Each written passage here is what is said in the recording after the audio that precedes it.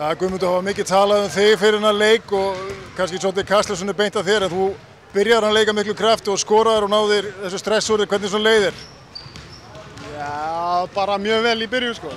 Ég bjóst alveg við aðeins meira frá áhörðundum heldur en ég gerði í leiknum en ég var alveg búinn að búa mig vel undir hennar leik og hlakka mikið til. Ég sagði það, búinn að bíða lengi eftir þessu.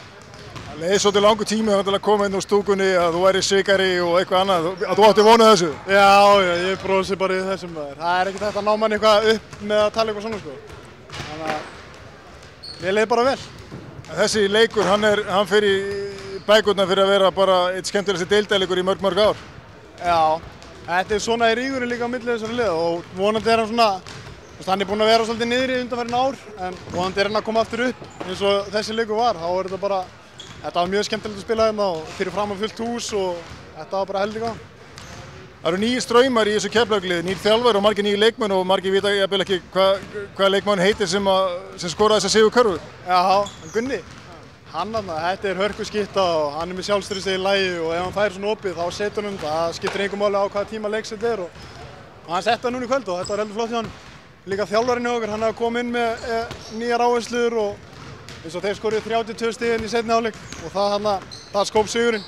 Skoruðu 53 stig, við eigum að halda öllum liðum í 70 stigum. Það er bara þannig ef við spilum okkar vörn og það er áherslurinn hjá honum. Hann veit hvað hann vill og við reynum bara að fara eftir því.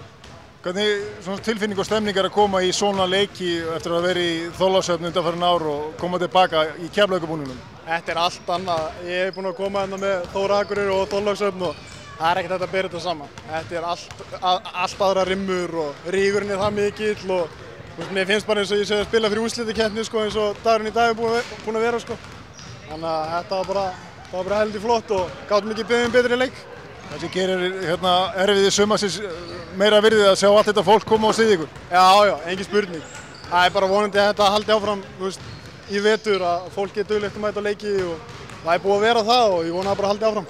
Hetja leiksins sagði við mér rétt áðan að allir titlar sem væri í boði væri markmiðin hjá ykkur. Er það rétt skilja hjá mér?